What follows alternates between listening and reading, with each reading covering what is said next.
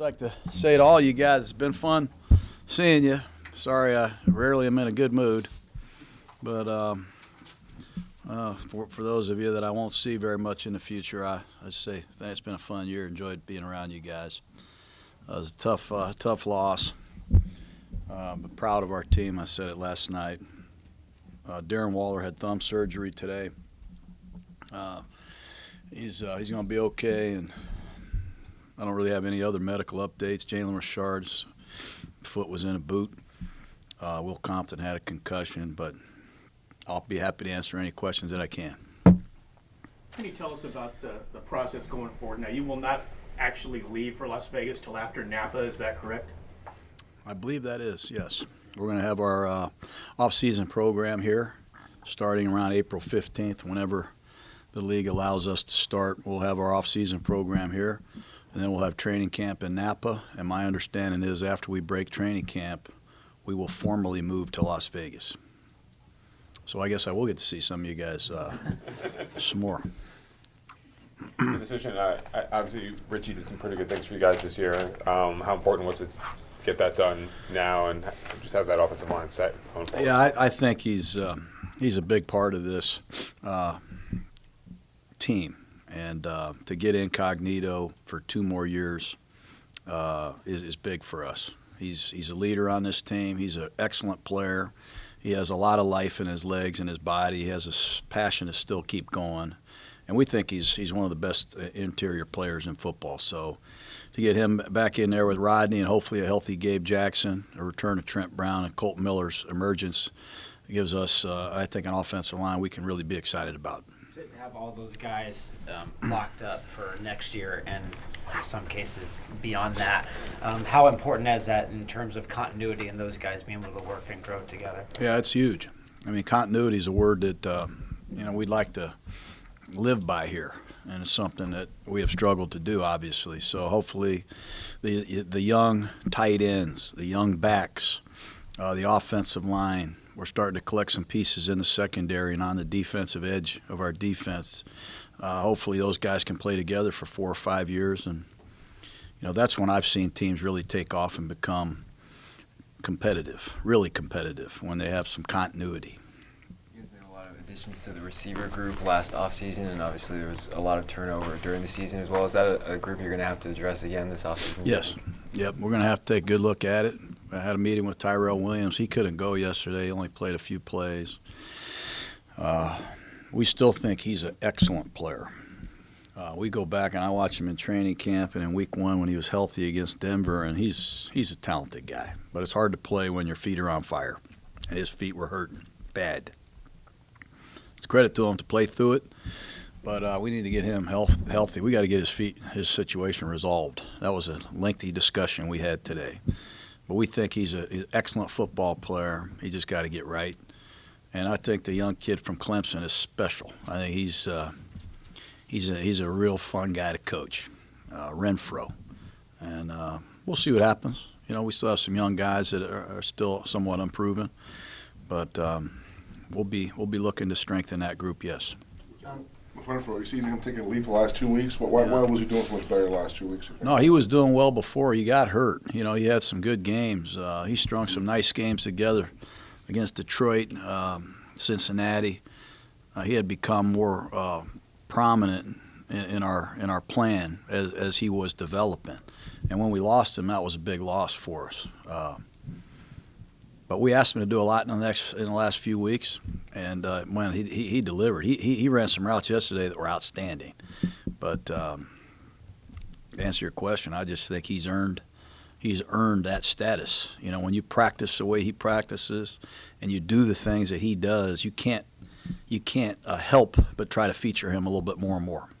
You had a couple games slip away from you this year, including yesterday. Have you gotten better at letting that go and looking forward and chewing on those a little bit? I'm bad at that. I'm just this miserable person. For us to play, I thought, like we played yesterday, and not get a win is, just very unfulfilling, unsatisfying. It's a terrible feeling. We had 2 great drives to start the game and get no points. You know, we had some tough officiating breaks certainly go against us. And, you know, you got to take responsibility for that, and I'm the head coach. John, when you hit on the draft like you did last year, and some of the free agencies and moves that you guys made to close the gap that you did from last year to this year, how excited does that make you to attack it again this offseason, armed with what you guys do have in the draft? And Well, it's exciting, man. We're really excited. You know, we are excited to know where we're going to be playing, and excited to have a city that is excited about having us. We can't wait, you know, to keep improving our team, and we're very fired up. You know, we have some resources, like you say, in the draft, and we think the Las Vegas Raiders, the Raiders, is a great brand for any player to want to play for. And we can't wait to continue building our team, and I know Mayock and his group of guys are excited as well. Losing 5 of the last 6 after being 6-4, is there anything that maybe a theme or something that you could identify that, you know, was kind of linking those games together, or like why you guys kind of slipped down the stretch?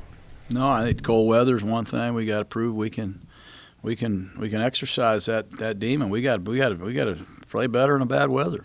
I remember when I went to Tampa Bay, they hadn't won a game in the history of the franchise in temperatures that were below 40 degrees. And every single game we played, that's all we heard. And we're going to continue to hear it until we prove as a West Coast team we can go out on a cold day and win. You know, Does that take experience or toughness? I think it's a combination of a lot of things: talent, better coaching, experience, toughness. I don't know, travel plans, you know, pregame meal, something. We got to play better. We got to get wins on the road, and we got to look forward to playing when it's hot, when it's cold, when it's nasty, when it's awful.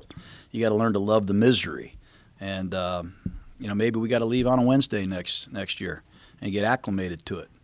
But I'm not making excuses, but that's one theme that is pretty obvious and noticeable. We got to play better in lousy weather, and we got to play better, period, in all 3 phases. Derek was talking about how excited he is about where the team is right now and how close it might be. Is that a certainty? Your quarterback, is he a certainty? Yeah, he played good. I'm not going to get into all the next year scenarios. I'm just going to say that 7-9 is a step forward. You know, we took a step forward. You know, statistically, I think we took a step forward. We got to get a lot of guys healthy, and we got a lot of things to look at and evaluate before we start making any assumptions.